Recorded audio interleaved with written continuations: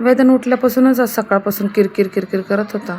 त्याला बरंच वाटत नव्हतं म्हणून एकटाच झोपून पण गेला होता. त्याला काय आज बरंच वाटत नव्हतं. 2-3 दिवस झालं त्याची तब्येत खराब आहे, पण आज जास्तच जरा वाटत होते.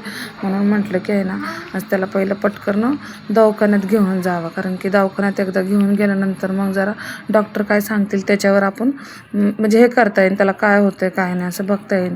म्हणजे जरा किरकिर करायला लागले की जरा विचित्रच वाटतात लेकरं. दवाखान्यात पण गेल्यानंतर हा असा शांतच बसला होता.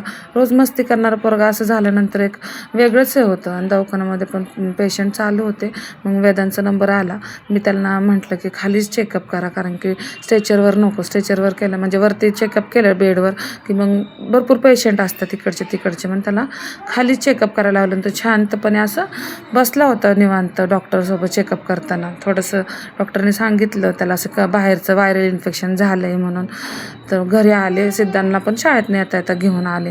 आणि मग मम्मीची पण देवपूजा झाली होती. आणि मी वेदांसाठी अशी पातळ खिचडी बनवली आणि त्याला अशी चारली. म्हणजे म्हटलं की त्याला कणकणी आले तर जास्त काय चारायला नको, अशी खिचडीच बनवून चारावी. तर तो हातानेच गोळ्या खायचं चालू होतं त्याचं. त्याला हातानेच गोळ्या खायच्या होत्या. आणि पाणी पण तो म्हणजे हातानेच प्यायचं होतं. सगळं त्याला हातानेच करायचं होतं आज. पण दुसरं औषध असं दिलं ना त्याला, ते त्याला प्यायलाच नको वाटत होतं. त्याला मग ते कडू कडू वाटायला लागलं.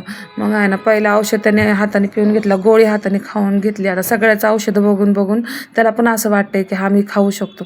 पण त्याला औषध असं पिताना नंतर असं वाटलं की तो लयच त्रास द्यायला लागला. मग म्हटलं पी पाणी पिणार आहे. आणि मग सगळ्यांनी टाळ्या वाजवल्या. त्याला मस्त असं वाटलं.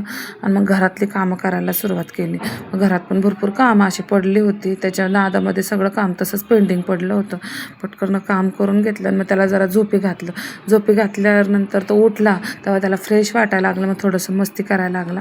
मग मी पण थोडंसं त्या सांगते बसले. सिद्धांत दादा पण झोपून गेला होता. मग सिद्धांत दादा ट्युशनला जायचं म्हणून उठले आणि त्याच्यासोबत मस्ती थोडंसं करत बसली. जरा त्यासोबतच बसायला तो म्हणत होता बस बस सारखं म्हणून. मग पप्पाला दळण करून दिलं. पप्पा दळण करायला गेले. मग आहे ना, त्याच्यानंतर मस्त असं गरम चहा पिले. चहा करून पिल्यानंतर लगेचच सिद्धांचे पप्पा आले आणि परत त्याने दाखवायला लागलं. तर संध्याकाळ झाली की परत तो शांत झाला, उतरला. चला मग भेटूया उद्याच्या व्हिडिओमध्ये. तुम्हाला व्हिडिओ कसा वाटला तो नक्की कमेंट करून सांगा. आपलं चॅनल सबस्क्राईब करा. बाय.